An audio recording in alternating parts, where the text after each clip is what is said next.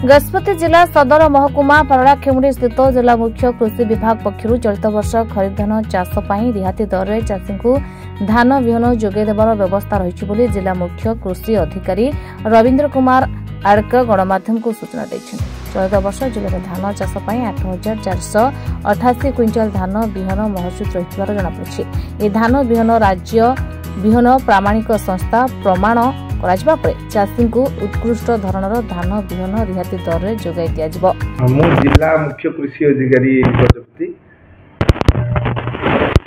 ऋतु एवं आरंभ है साधारणतः खरीफ ऋतु तापर आमर अक्षय तृतीया परे बिहन सब हुए। ए वर्ष आमर क्विंटाल बिहन बिक्री प्रोग्राम रही।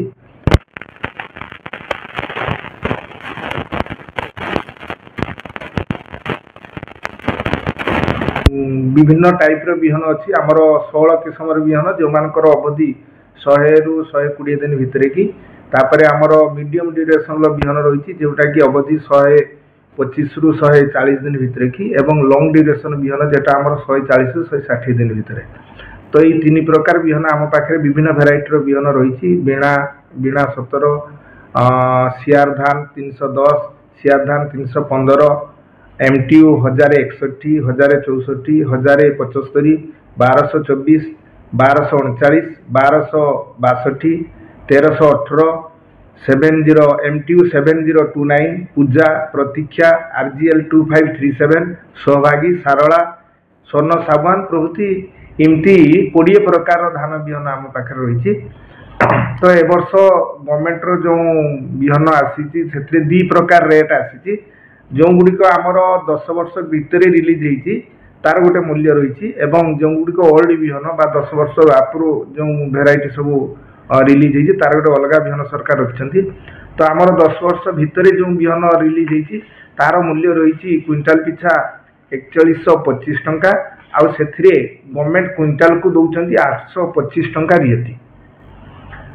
आउ आमर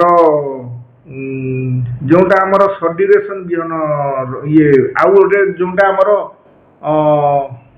10 वर्ष उपरे बिहनर मूल्य रही 4125 टंका किंतु गवर्नमेंट क्विंटाल पिछा दौरान 725 टंका सब्सिडी। तो ये आमर जे 20 किलो बैग बिहन बिक्री होती से हिसाब से आमर गोटे बैग को पाखापाखि 825 टंका पड़ुची एवं से आमर 660 टंका तार बिक्री मूल्य रही एवं चाषी अकाउंट को डीबीटी माध्यम 165 टंका जीवार व्यवस्था रही। सेमती आमर जो बिहन गुड़िक 10 वर्ष उपरे तार सब्सिडी कम रही 725 टंका क्विंटाल प्रति से बिहनर बैग पिछा मूल्य 680 टंका रही एवं से बैग पिछा रिहाती मूल्य रही 145 टंका। ए वर्ष संपूर्ण भाव में डीबीटी मोड रे की बिहन बिक्री हम चाषी आमर बिहन बिक्री केन्द्र मान फुल रेट देकरी बिहन किणवे एवं तांकर अकाउंट को सब्सिडी पैसा जीव। जड़े चाषी मैक्सिमम जते बैग चाहिए नहीं पारे किंतु तांको मैक्सिमम 4 हेक्टर पाई सीड रे की तांको रिहाती मिल जिले में केते जिल्लार हाँ आम समुदाय जिले में 138 जन डीलर अच्छा 138 जन डीलर भितर आमर पैक्स लैंप्स रे 48 टी पैक्स लैंप रे आमर से आमर सर्टिफिकेट बा रजिस्ट्रेशन पाखे रही बिहन बिक्री अनुमति रही। ता बाद आमर 90 जन प्राइवेट डीलर रही एमाने समस्ते आमर ओएससी रु बिहन किणेकरी चाषी को जगई था। जिले में चाषी बिहन इठो सरकारी रिहाती दर पाइले आंध्रार बिहन किणा इच्छा प्रकाश कर कौन कर नहीं एक्चुअली आमर जो बिहन दिखाई सर्टिफाइड बिहन आम बिहन भी भल किंतु चाषी मेनली पसंद कर हाइब्रिड बिहन आउ अधिक अमलक्षम बिहन दरकार कर जेटा कि आमर आंध्र सब डीलर माने आसिक विभिन्न सेल सेंटर बिहन टी 6 किलो 8 किलो 10 किलो एमती पैकिंग बिहन को से पाखापाखि 800,000 टंकार नहीं बिक्री कर लोकंर गोटे धारणा रही बिहनटी बेसी अमल आसो किंतु सेमती किसी नुहे तांकर से जो हाइब्रिड बिहन दौरान तार कल्टिवेशन प्रैक्टिस बा से बहुत खर्च अच्छी से रोग पोक ଲାଗିବାର ମାନେ ସମ୍ଭାବନା ବେଶୀ ରହିଛି। କିନ୍ତୁ ଆମେ ତ ଆମ ସେଲ୍ ସେଣ୍ଟରରେ ଯେଉଁ ବିହନ ବିକ୍ରି ହେଉଛି ଏଟା ବହୁତ ପ୍ରାମାଣିକ ବିହନ, ଏ ବହୁତ ଟେଷ୍ଟ ହେଇକି ସରକାର ରିଲିଜ୍ କରିଛନ୍ତି, ଏଥିରେ ରୋଗ ପୋକ ସମସ୍ୟା କମ୍ ହେବ। ଚାଷୀ କ'ଣ ମେସେଜ ଦେବେ? ମୁଁ ଚାଷୀଙ୍କୁ ମେସେଜ ଦେବି ଯେ ସେମାନେ ସାର୍ଟିଫାଇଡ୍ ବିହନ କିଣନ୍ତୁ। ଯଦି ତାଙ୍କର ଅତି ଜମି ଭଲ ଅଛି ବା ଅଧିକ ଅମଳ ଚାହୁଁଛନ୍ତି ତାମାନେ ସେମାନେ ସେ ହାଇବ୍ରିଡ୍ ବିହନ ମଧ୍ୟ ବ୍ୟବହାର କରିପାରିବେ, ବା ଆମ ପାଖରୁ ମଧ୍ୟ ଓସିସିରୁ ସିଧାସଳଖ ଫାଉଣ୍ଡେସନ୍ ବିହନ ମଧ୍ୟ କିଣିକି ବ୍ୟବହାର କରିପାରିବେ।